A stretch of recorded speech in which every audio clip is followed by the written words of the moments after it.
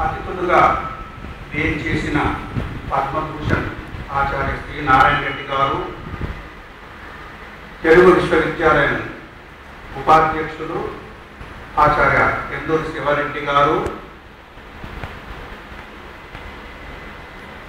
CBIT ఆంధ్రప్రదేశ్లో number 1 engineer కాలేజీగా వెలుగొందుతున్న సిబిఐటి ఇంజనీర్ కాలేజ్ వ్యవస్థాపకులు, Medicity hospitals managing director doctor Undela Malakondareddy గారు ఈ కార్యక్రమంలో ఇంకా గౌరవ అతిథులుగా వేయించేసిన డాక్టర్ తిరునాగరి గారు మహాకవి, గొప్ప వక్త, విమర్శకులు, మరియు తూర్పు మల్లారెడ్డి గారు శ్రీ యాదగిరి లక్ష్మీనరసింహస్వామి డిగ్రీ కళాశాలలో ఉపన్యాసకులు, తెలుగు భాష విశేషంగా తెలుగు భాష చాలా అభిమానంతో కృషి చేసినటువంటి వాళ్ళు, ఎప్పుడు నవ్వుతూ పలకరిస్తూ ఉంటారు. వారికి నా హృదయపూర్వక స్వాగతం పలుకుతూ ఈ తెలుగు సాహిత్య పీఠం సంబంధించి నివేదిక చెప్తాను. తెలుగు సాహిత్య పీఠమును 2011 సంవత్సరంలో డాక్టర్ ఉండేల మాలకొండారెడ్డి గారి కరకమలములపై ఈ హైదరాబాద్లోని అశోక్ నగర్ కమిటీ హాల్లో ప్రారంభించడం జరిగింది. దానికి మాలకొండారెడ్డి గారు గౌరవ అధ్యక్షులు, డాక్టర్ తిరునగరి గారు గౌరవ సలహాదారుగా, డాక్టర్ నరమూరు నరసింహారెడ్డి అధ్యక్షుడుగా, రంగరాజు మధుసూదన్, శ్రీ చిక్క శంకర్ గారు కార్యదర్శులుగా మొట్టమొదట ఈ కార్యవర్గ సభ్యులుగా ఏర్పాటు చేసుకొని ఇప్పుడు ఒక 40-50 మంది సభ్యులు తెలుగు పీఠంలో ఉన్నారు. వారు వివిధ జిల్లాల నుంచి తెలుగు భాష అభిమానంతో తెలుగు సాహిత్య పీఠంలో చేరారు. ఈ పీఠం సంస్థాపించిన తర్వాత మొట్టమొదట భూదాన్ పోచంపల్లిలో పుస్తకావిష్కరణ తెలుగు సాహిత్య పీఠం ద్వారా నిర్వహించడం జరిగింది. అక్కడ కైరంకొండ నరసింహుడు అనే ఒక సహజ కవి, ఆయన రాసినటువంటి భార్గవి శతకము ఆవిష్కరణ జరిగింది. ఆ శతకానికి నల్గొండ జిల్లా వాసి పూరెల్ల విఠలాచార్య అధ్యక్షుడుగా ఆ కార్యక్రమంలో కొనసాగగా హైదరాబాద్ నుంచి తిరునగరి గారు, సినీ నటులు రంగనాథ్ గారు, నేను ఆ భూదాన్ పోచంపల్లి వెళ్ళి అక్కడ సభను నిర్వహించాను, మొట్టమొదటి సభ. తర్వాత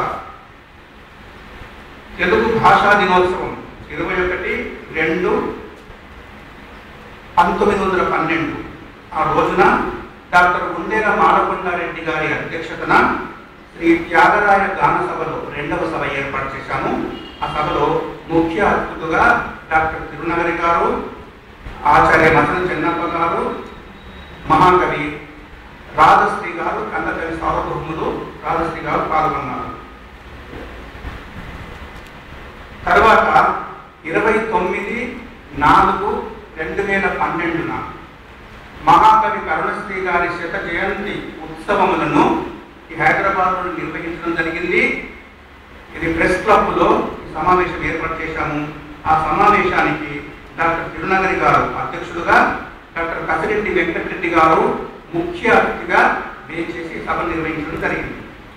తర్వాత 28/9/12 రోజు మలక్పేటలో పద్మావతి డిగ్రీ కళాశాలలో అక్కడ ఒక ఉపాధ్యాయుని, తెలుగు ఉపాధ్యాయుని పదవీ విరమణ పొందితే తెలుగు సాహిత్య పీఠం ద్వారా ఆ కార్యక్రమం ఏర్పాటు చేసి ఈ తెలుగు సాహిత్య పీఠ ఉపాధ్యక్షుడు డాక్టర్ శ్రీ లక్ష్మి గారు ఆ కార్యక్రమాన్ని నిర్వహించారు. తెలుగు పీఠము ఏర్పాటు చేయడానికి గల కారణాలు 2-3 చెప్పి నేను ముగిస్తాను. తెలుగు భాష ఇప్పుడు ఏమవుతుంది అంటే ఎవరు కూడా సరి అయినటువంటి సమాధానం చెప్పలేని పరిస్థితిలో ఉన్నారన్నమాట. తెలుగు వారు తెలుగులో మాట్లాడడానికి బిడియపడుతున్నారు. తెలుగు మాట్లాడితే ఏమవుతుందో ఏమని అనుకుంటారేమనే స్థితి దాపురించింది. ఇటువంటి తెలుగు వాళ్ళము తెలుగును గౌరవించుకోవాలి. తెలుగు లేకపోతే తెలుగు భాష జాతి నశిస్తుంది. తెలుగు జాతి నశిస్తే తెలుగు ఉనికి కోల్పోతాము. యుఎన్ఏ వారు సర్వే నిర్వహించి తెలుగు భాష మృత భాషలలో ఒకటిగా చేరుతుంది అని నివేదికలు పంపారు. తెలుగు అమృత భాష.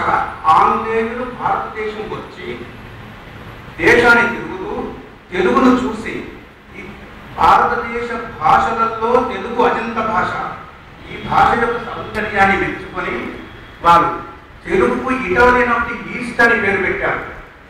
తెలుగు అభ్యసించి తెలుగు నుంచి ఆంగ్లము నుండి తెలుగుకు డిక్షనరీలు రాస్తున్నారు.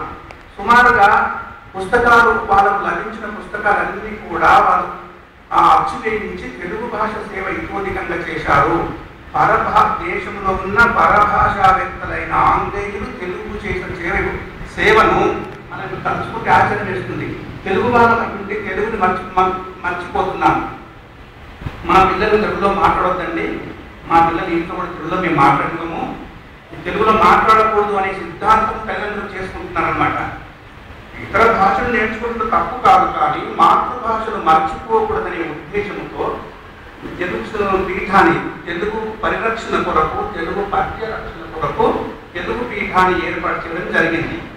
ఈ పీఠం ఏర్పాటు చేసిన తర్వాత ఇది 7వ సభ. ఇంతకు మునుపు 6 సభలు నిర్వహించాము. ఇప్పుడు తెలుగు సాహిత్య పీఠము 7వ సభ నిర్వహిస్తూ ఈ పీఠములో ఉన్నటువంటి సభ్యులను సన్మానించుకోవడము. సభ్యులుగా చేరితే మా గుర్తింపు ఏంటి అని వాళ్ళకు ఉంటుంది. సభ్యులు అన్నప్పుడు వాళ్ళకు సన్మానించుకుంటే గౌరవప్రదంగా ఉంటుంది, వాళ్ళకు కూడా కాస్త చేయూతన ఇచ్చినట్టు అవుతుందనే సిద్ధాంతంతో ఈ కార్యక్రమంలో తెలుగు సాహిత్య పీఠంలో ఉన్నటువంటి సభ్యులందరికీ సన్మాన కార్యక్రమం పెట్టాము. అది నారాయణ రెడ్డి గారి చేతుల మీదుగా జరుగుతుంది.